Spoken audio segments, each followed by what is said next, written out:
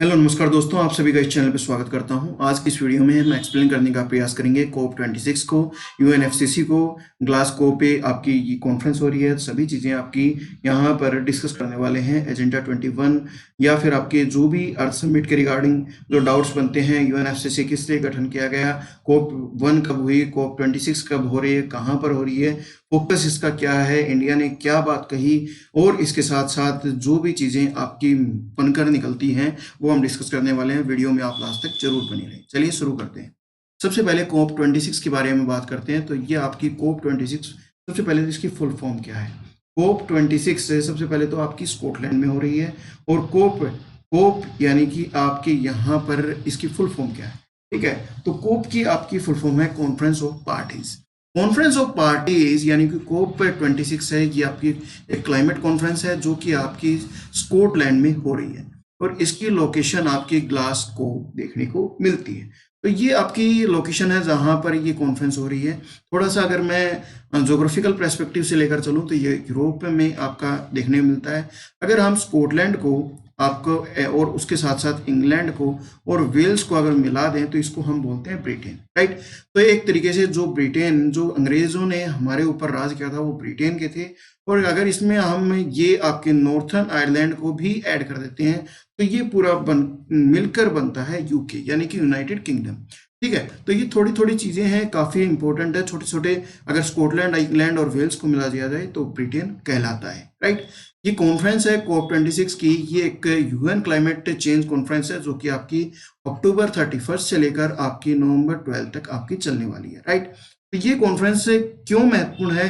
Conference of parties 26 इसलिए महत्वपूर्ण है क्योंकि इससे सबसे पहले तो इसमें अगर बात करें तो आपकी जो भी कार्बन के रिगार्डिंग, आपकी जो भी आपके मदर अर्थ को क्लाइमेट के रिगार्डिंग, क्लाइमेट चेंज के रिगार्डिंग आपकी महत्वपूर्ण चीज़ें आपकी रहने वाली हैं या फोकस उस पर रहेगा, राइट। ये ग्लासगो में स्कॉटिश इवेंट कैंपस में आपकी ये ऑर्गेनाइज की जा रही है।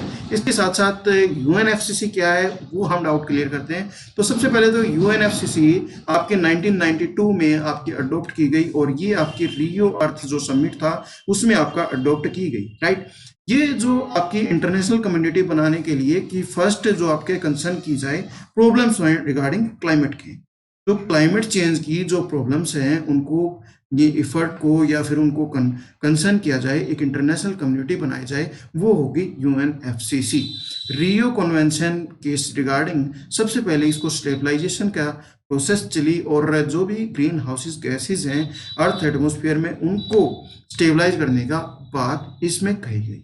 यूएनएफसीसी सबसे पहले एंटर करती है 1994 में, राइट। तो ये बात आप याद रखें कि आपकी जो ये यूएनएफसीसी है 1994 में आपकी एंटर करती है, और उसके साथ साथ ये पेरेंट ट्रीटीज जो आपकी पेरिस एग्रीमेंट है या आपके क्योटो प्रोटोकॉल है वो आपकी इसकी पेरेंट ट्रीटी देखने को मिलती है, राइट। इसके अलावा कॉन्फ्रेंस ऑफ पार्टीज है, सीओपी है, वो आपकी यूएनएफसीसी के साथ ही बनी, और ये आपकी 1994 में आपकी बनी। इसका क्या वर्क था, क्या इसका कार्य है? तो ये कार्य इसका ये है कि जो स्टेबलाइजेशन है, ग्रीन हाउसेस गैस का कंसेंट्रेशन हमारी एनवायरनमेंट में उसको कम करना, ये इसका मेन वर्क देखने को मिलता है। अगर सीओपी की मेंबर्स की बात करें तो सीओपी के मेंबर्स से जो मीटिंग है वो आपकी रेगुलरली हो रही है 1995 के बाद। कोप 1 है जो आपकी, वो आपकी सबसे पहले जर्मनी के द्वारा आपके यहाँ पर हेल्ड की गई, और अभी जो कोप 26 है वो आपके स्कॉटलैंड के द्वारा आयोजित की गई, ठीक है। तो ये एक तरीके से आपकी फैक्चुअल जो चीज़ें आपकी निकल कर आती हैं, राइट।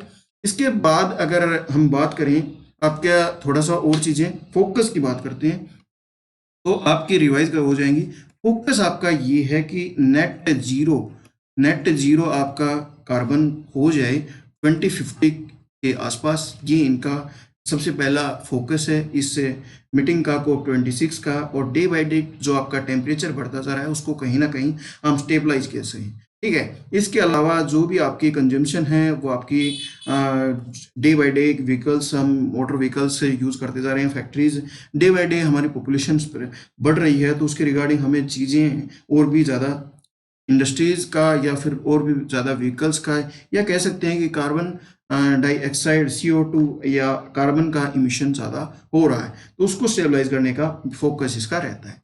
अभी आपका इंडिया ये कह रहा है कि हम जो कार्बन को नेट जीरो करेंगे वो आपका लगभग 2070 के आसपास होगा। तो ये आपकी नेट जीरो की जो आपकी इसकी कहने की बात है वो 2070 तक हम एक्चुअली इसको फाइनल एजेंडे को हमारे जो कंट्री लेवल पे न्यूट्रल कर पाएंगे वो आपकी 2070 तक ही 2070 तक कर पाएंगे, ये इंडिया के द्वारा कहा गया। दूसरी पॉइंट ये निकल कर आता है कि आपके यहाँ पर जो पीएम ने फर्स्ट एजेंडा रखा वो आपका, ये सबसे पहले तो ये बात याद रखें, जो आपके डिटेल्ड अगर बात करें मोदी ने ग्लोबल कॉन्फ्रेंस में क्या कहा, तो इसको सबसे पहले तो एक नेम रखा पंच अमृत। पंच अमृत एक तरीके से 5 इन्होंने कमिटमेंट्स रखी इस पूरी ग्लोबल कॉन्फ्रेंस में। वो क्या क्या थे? सबसे पहले तो इन्होंने कहा कि 2070 तक हम नेट जीरो कर पाएंगे। दूसरा फर्स्ट एजेंडा इनका ये था कि जो भी हम नॉन फॉसिल फ्यूल बेस्ड जो एनर्जी है उसको हम 500 गीगावाट 2030 तक कर देंगे।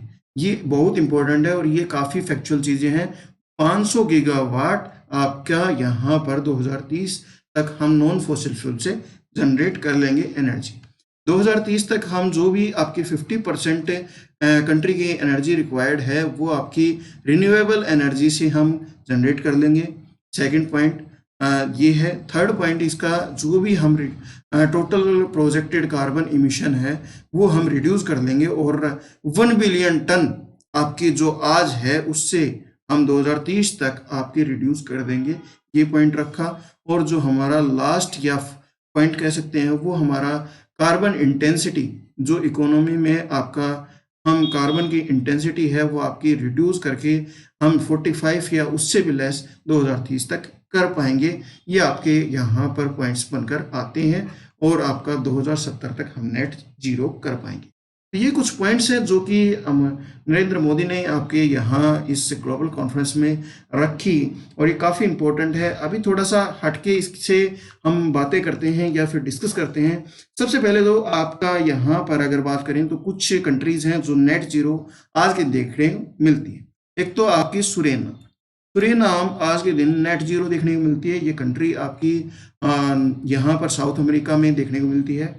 उसके अलावा भूटान ऐसी कंट्री है जो आज के दिन आपकी नेट जीरो तो है ही है, उसके साथ साथ उनका जो कार्बन का रेशियो है या वेटेज है वो नेगेटिव में देखने को मिलती है। तो एक तरीके से भूटान एक ऐसी कंट्री है जो नेगेटिव में आपकी कार्बन की देखने को मिलती है। इनका जो नेट जीरो के साथ साथ नेगेटिव में इनका कार्बन इमिशन देखने को मिलता है। अभी पॉइंट ये बनता है कि आपके जो फर्स्ट जो मेजर कंट्री है आपकी कार्बन एमिशन में वो आपकी यूएस से मिलती है। ठीक है, ये आपके 27% आपके कार्बन एमिशन एमिट करती है। सेकंड कंट्री आपकी चाइना देखने मिलती है जो कि आज के दिन 14% आपकी कार्बन इमिट करती है। और थर्ड नंबर पे हमारी जो इंडिया है, प्यारा सा भारत है, वो आपका कार्बन इमिट करता है 7%। एक तरीके से अगर बात करें तो हमारा जो वेटेज है या फिर हमारी जो रैंक है वो थर्ड लेवल पे आती है कार्बन इमिशन में, और ये काफ़ी इम्पोर्टेंट है। इसलिए अगर इंडिया की पर्सपेक्टिव से बात करें तो आपका नेट जीरो आपका जो करने का है वो आपका टारगेट 2070 इसलिए रखा क्योंकि हमारी जो फैक्ट्रीज हैं, फैक्ट्रीज ज़्यादातर आपके कोल पर डिपेंड हैं। एनर्जी जो प्रोड्यूस करते हैं हम कोल से करते हैं एनर्जी प्रोडक्शन का काम। लेकिन अगर हम इसको अगर कोल को हम बंद कर दें या फैक्ट्रीज को बंद कर दें तो हमारा काम नहीं चलेगा। इस वजह से हम कह रहे हैं कि 2070 तक हम इस पर काम कर सकते हैं। अगर हमें ज़्यादा अगर पहले यूरेनियम हमें प्रोवाइड करा दे, कोई यूरेनियम प्रोवाइड करा दे तो हम यहाँ पर 2050 से पहले इसको कार्बन एमिशन को नेट जीरो कर सकते हैं। लेकिन हम यूरेनियम हमारे पास बहुत कम है और हम विदेशों से तब ले पाएंगे जब हमारे पास एनर्जी की सदस्यता हो। एनर्जी यानी कि न्यूक्लियर सप्लायर ग्रुप जो कि आपकी यहाँ पर प्रोवाइड करता है यूरेनियम, तो अगर वो प्रोवाइड करा दें तो हम 2050 तक इसको नेट जीरो कर सकते हैं। तो ये काफ़ी इम्पोर्टेंट है, ये काफ़ी इम्पोर्टेंट आपकी कॉन्फ्रेंस है COP आपकी 26। तो इसको मैंने कंप्लीट एनालिसिस किया और आपको कैसी लगी ये वीडियो आप कमेंट सेक्शन के थ्रू लाइक बटन दबाकर जरूर बताएं। धन्यवाद। जय हिंद, जय भारत।